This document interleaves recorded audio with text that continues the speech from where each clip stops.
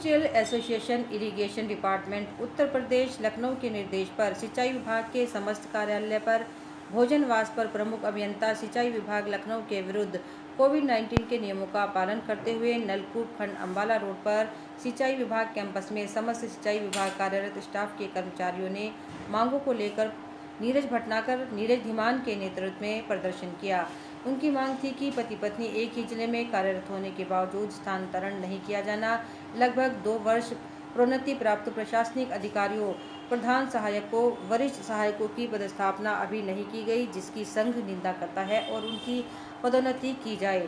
चतुर्थ श्रेणी के कनिष्ठ सहायक पदों पर पदोन्नति की जाए, कनिष्ठ सहायक रिक्त पड़े पदों को भरा जाए आदि के अलावा अन्य मांग रखी। मेरा नाम नीरज कुमार भटनागर, नीरज धीमान, अमर गुप्ता, नीरज कुमार। आज इस स्थिति को लेकर प्रदर्शन है कि हमारे सिंचाई विभाग के जो प्रमुख अभियंता महोदय हैं, उनकी हठ धर्मिता इतनी हो गई है कि उन्होंने जो कर्मचारी स्थानांतरण नीति है उसका पूर्णतः उल्लंघन किया है। पदाधिकारियों के स्थानांतरण कर दिए हैं। पति पत्नी को एक स्थान पर रखने का जो नियम है उसको भी ताक पर रख दिया गया है। 2 साल से हमारे कर्मचारियों के प्रमोशन हुए हैं, उनकी अभी तक पदस्थापना नहीं की गई है।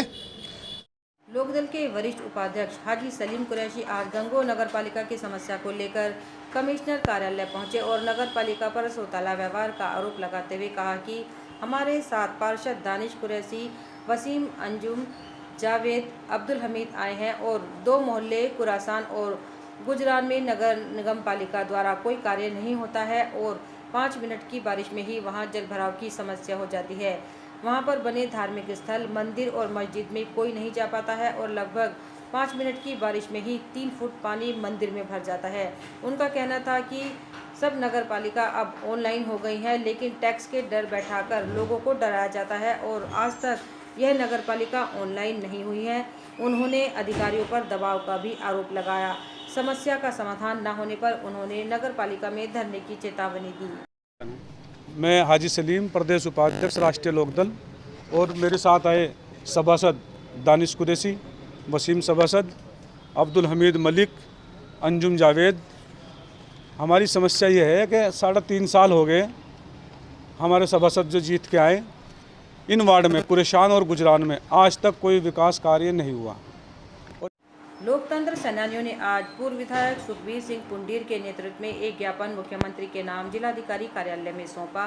उनकी मांग थी कि लोकतंत्र सेनानी आश्रितों को सम्मान राशि, चिकित्सा सुविधा, परिवहन सुविधा सरकार द्वारा दी जानी चाहिए। सम्मान राशि में 10,000 की बढ़ोतरी प्रतिमाह की जानी चाहिए। आयुष्मान कार्ड बनाने के लिए प्रशासन द्वारा आदेशित किया जाना चाहिए। इसके अलावा उन्होंने लोकतंत्र सेनानी व अजा आश्रितों का 15 अगस्त व 26 जनवरी को सम्मान किए जाने को लेकर ज्ञापन सौंपा और मांग की कि सरकार इन मांगों पर जल्द निर्णय ले, जिससे कि इन लोकतंत्र सेनानियों का विकास हो सके। ज्ञापन में मुख्य रूप से राजेंद्र अटल, जमाल गौरी, खुर्शीद इनाम, अब्दुल समद, अनवर खान, डॉक्टर आजाद चौधरी आदि लोग मौजूद रहे। सहारनपुर मुंडीखेड़ी बड़गांव मार्ग पर आज रोडवेज बस सेवा प्रारंभ हो गई। अखिल भारतीय गुज्जर महासभा के प्रदेश अध्यक्ष राहुल गुज्जर, महामंत्री नीरज चौधरी के नेतृत्व में लोगों ने वहां पर बस सेवा संचालन करने की मांग की थी, जो आज विधायक देवेंद्र नीम द्वारा हरी झंडी दिखाकर बस सेवा शुरू की गई और वहां के निवासियों की एक बड़ी समस्या का समाधान हो गया और लोगों ने बीजेपी द्वारा किए गए इस कार्य की प्रशंसा की। कार्यक्रम में मुख्य रूप से विनोद पवार, अजय खटाना, वीपी सिंह, नकुल प्रधान, शीशपाल चौधरी, सुशील चौधरी, नीरज खतौली के अलावा अन्य लोग भी कार्यक्रम में मौजूद रहे। चैप्टर चेयरमैन प्रमोद सड़ाना की अध्यक्षता में कामधेनु कॉम्प्लेक्स, जनता रोड एवं देहरादून रोड के सदस्यों की एक क्षेत्रीय बैठक गोल्डन लीफ जनता रोड पर आयोजित की गई। बैठक में औद्योगिक क्षेत्र की स्थानीय समस्याओं पर विस्तार से चर्चा की गई। बैठक में अतिथि के रूप में major Shankar, general manager Bharat Petroleum Company Limited एवं उनकी टीम के अधिकारी उपस्थित थे।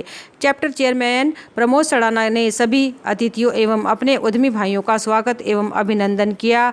आपने कहा कि हमारी टीम का मुख्य उद्देश्य क्षेत्रीय बैठक करने का यह है कि हम और आप एक दूसरे को आपस में जान सकें और साथ ही आप लोगों की क्षेत्रीय समस्याओं जैसे विद्युत संबंधित समस्या, औद्योगिक क्षेत्र में स्ट्रीट लाइट, सड़कों का निर्माण, पानी निकासी हेतु नालियों का निर्माण एवं अन्य समस्याओं का समाधान संबंधित विभागों से वार्ता कर करवाया जा सके। क्षेत्रीय बैठक में KR सिंघल, S कुमार, अशोक बजाज, सरदार हरजीत सिंह, राजेश छपरा, चैप्टर सचिव प्रियेश गर्ग, कोषाध्यक्ष सुनील सैनी, विनय दहुजा, राजकुमार अरोड़ा, वीर भान भट्टे, आतिश गुप्ता, गुलशन क्वात्रा, अरविंद खन्ना, अनूप खन्ना, प्रेम क्वात्रा, कुलदीप धमीजा आदि लोग मौजूद रहे।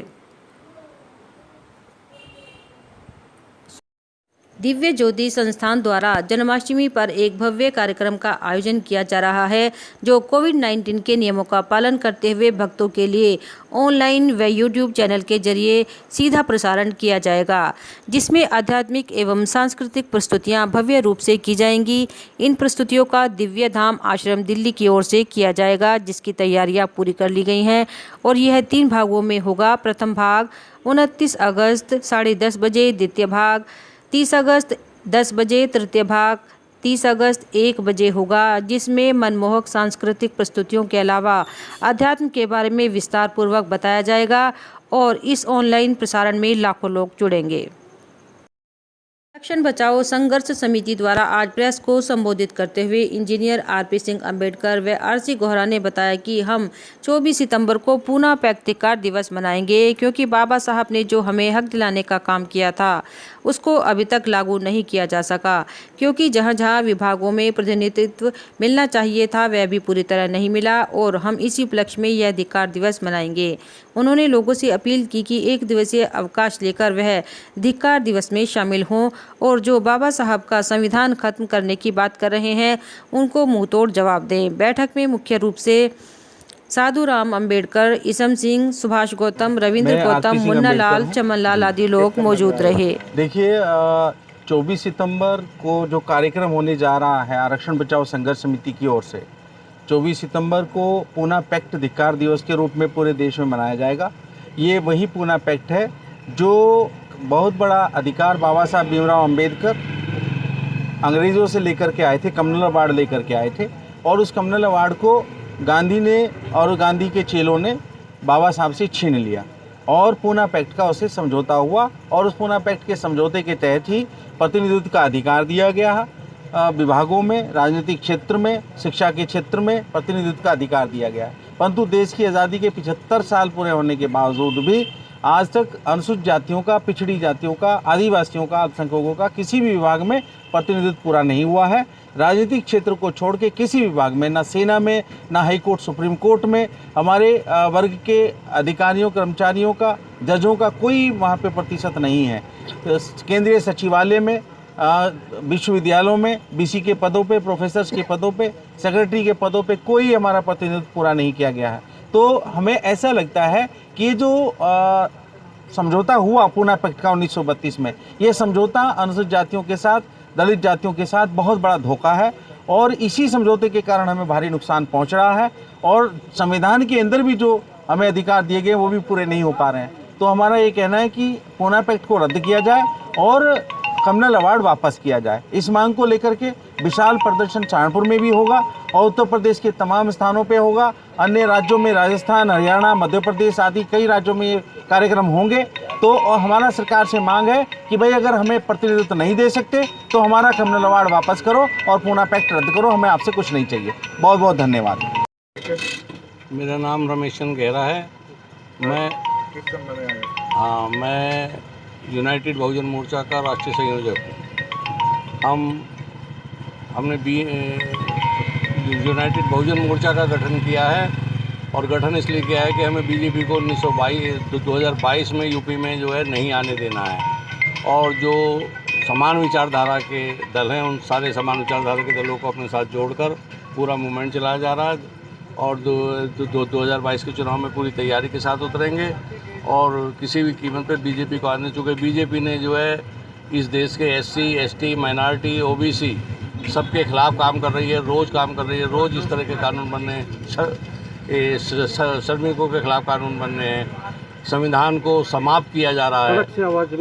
हाँ, अभी एक संत के द्वारा कहलवाया गया है कि जो नया संसद भवन बनना है, सेंट्रल विस्टा बनना है, उसमें नया विधान लागू रखा जाएगा।